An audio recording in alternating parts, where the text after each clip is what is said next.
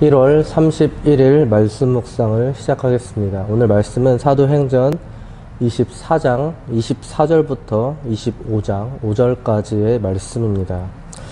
앞서 대제사장 아나니아가 변호사 더둘러와 함께 바울을 고발하였습니다.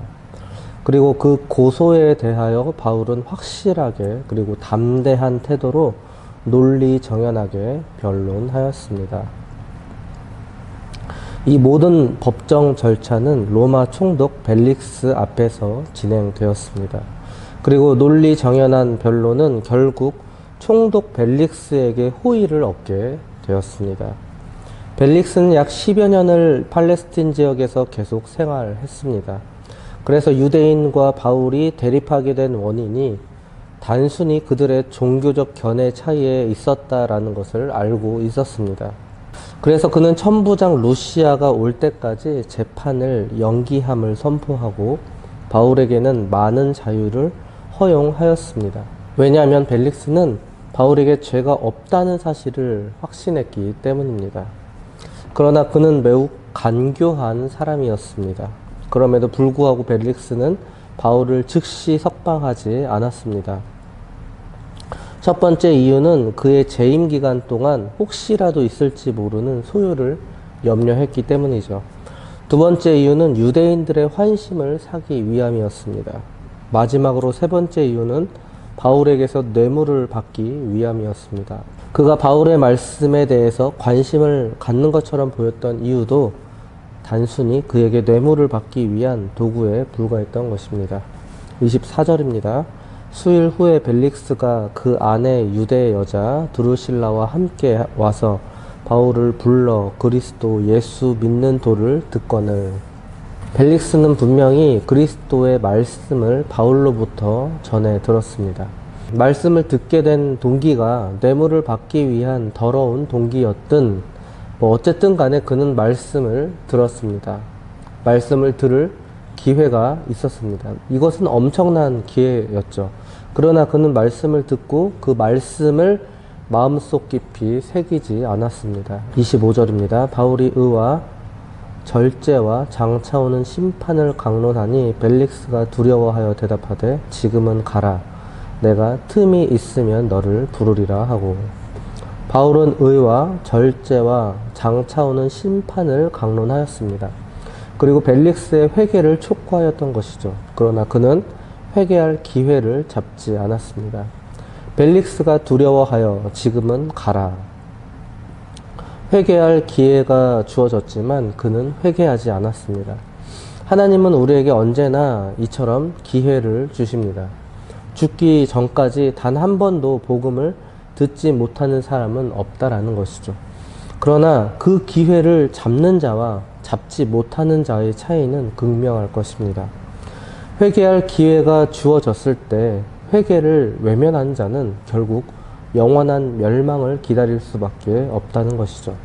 벨릭스는 회개를 촉구하는 바울의 권면을 끝내 외면하였습니다. 그는 여전히 악인의 반열에서 벗어나지 못했습니다. 26절입니다. 동시에 또 바울에게서 돈을 받을까 바라는 거로 더 자주 불러 같이 이야기하더라.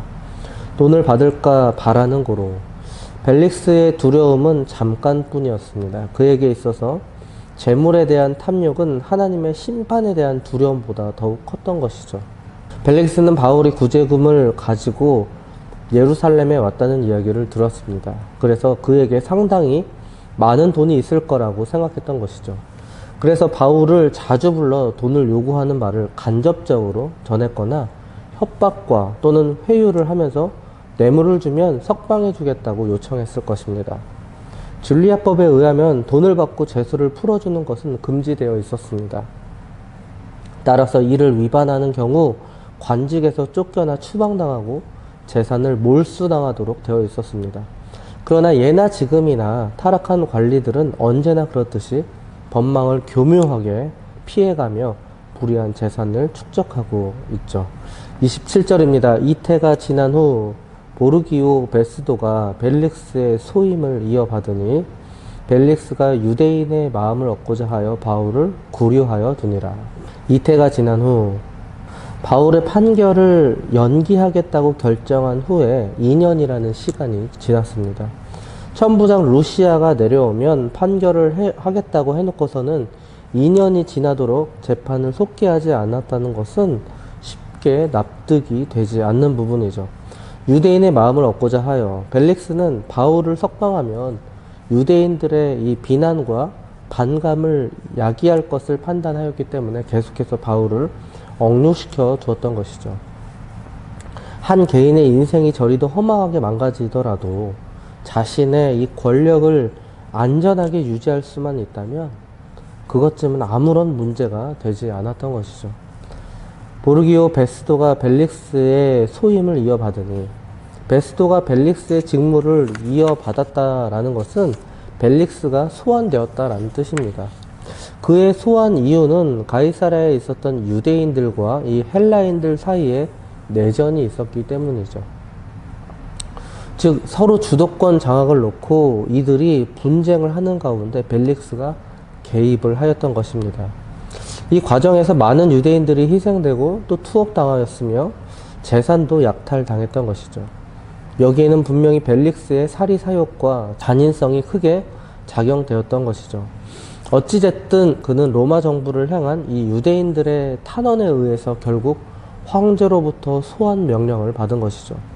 그리고 베스도가 새로운 유대 총독이 되었습니다. 바울을 구류하여 두니라. 그러나 여전히 바울은 감옥을 벗어나지 못했습니다. 벨릭스가 물러나면서까지 바울을 석방하지 않고 구금된 채로 두도록 조치했던 것입니다.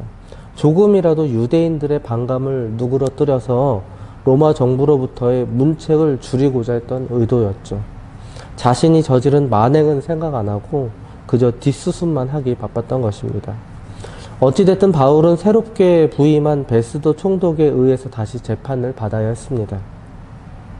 그런데 미리 결론부터 말씀드리자면 이 베스도의 재판은 바울이 로마 전도를 하게 되는 결정적인 계기를 마련해 줍니다. 드디어 복음은 유대에서 사마리아를 거쳐서 소아시아와 유럽까지 들어가고 이제는 세계 중심지인 로마에까지 확산될 것입니다. 25장 1절입니다. 베스도가 부임한 지 3일 후에 가이사랴에서 예루살렘으로 올라가니, 베스도는 부임하자마자 예루살렘으로 갔습니다.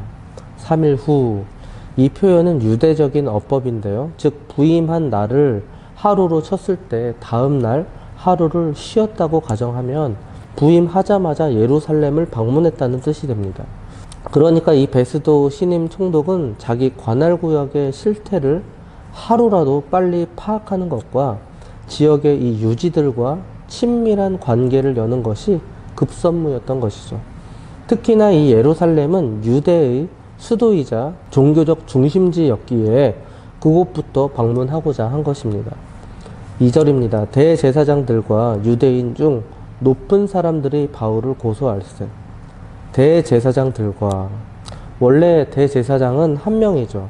종신제였기에 자손에게 계승되는 것이 일반적입니다. 그러나 로마의 지배를 받게 되면서부터 권력자들에 의해서 이 대제사장이 자주 바뀌게 되었습니다. 그런데 전직 대제사장들도 동일한 명칭으로 불리게 되었고 그 위치가 존중되었으므로 통상 이들을 같이 부를 때는 대제사장들이라고 불렀던 것이죠. 즉 이러한 대제사장들과 유대인 중 높은 사람들이 바울을 또다시 고소하게 되었습니다. 여기에서 높은 사람들이란 바로 사내들인의 영향력이 있었던 그런 회원들을 말합니다. 즉 신임 총독이 관할 지방의 유력자들의 환심을 사려고 하는 것이 상례라는 사실을 잘 알고 있었기 때문에 이 유대 지도자들은 이 기회를 10분 이용했던 것이죠. 그리고 다시 바울을 공격했던 것입니다. 사내들인이 바울을 잡아 죽이려는 그 의지가 정말로 집요합니다. 2년 동안 어떻게 참았을까요? 2년 동안 이들은 끝까지 기회를 엿보고 있었던 것이죠. 3절입니다. 베스도의 호의로 바울을 예루살렘으로 옮기기를 청하니 이는 길에 매복하였다가 그를 죽이고자 함이더라. 이 대제사장들과 사내들이는 구체적인 증거를 들어서 바울을 죽일 수가 없었습니다. 그래서 이제는 바울을 불법적으로 살해하려 하였습니다. 먼저 바울에 대한 이 재판을 청구하여서 예루살렘에서 재판을 열도록 요청한 것이죠.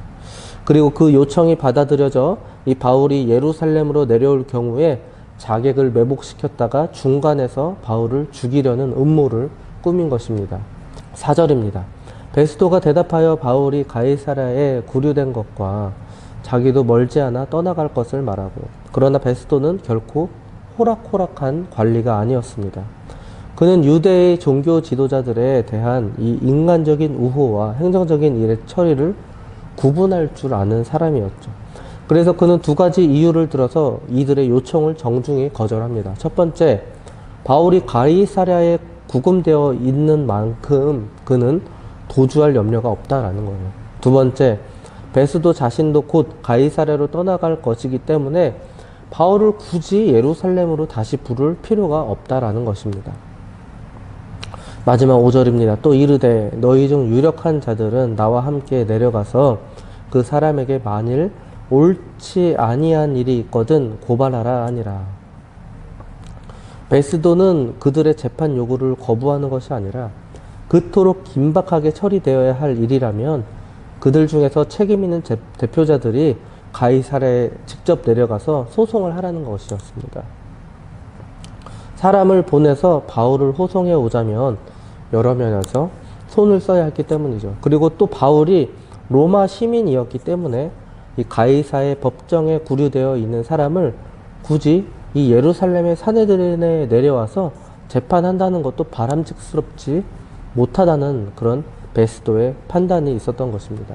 이처럼 베스도의 신중한 판단으로 바울은 다시 한번 죽음의 위기를 넘기게 되죠. 그러나 이 또한 하나님의 놀라운 섭리였던 것입니다. 말씀을 마무리하겠습니다. 참으로 아이러니합니다. 동족인 유대인들은 온갖 권모술수를 이용하여서 바울을 죽이려고 하였습니다. 그러나 천부장 루시아를 비롯하여서 이 베스도 같은 이방인들은 비교적 공정한 모습을 취할 뿐만 아니라 위기 때마다 바울을 구해 주었습니다. 하나님은 이처럼 끝까지 바울을 살려 주셨습니다. 왜냐하면 그의 사명이 여전히 남아 있었기 때문이죠. 우리도 마찬가지입니다. 우리의 사명이 남아있는 한 하나님은 우리를 끝까지 보호하실 것입니다. 반대로 우리가 살아있다라는 뜻은 우리의 사명이 아직 남아있다라는 뜻이죠. 살아있는 동안 끝까지 주의 사명을 잘 감당하시는 저와 장자 가족들 되시길 바랍니다.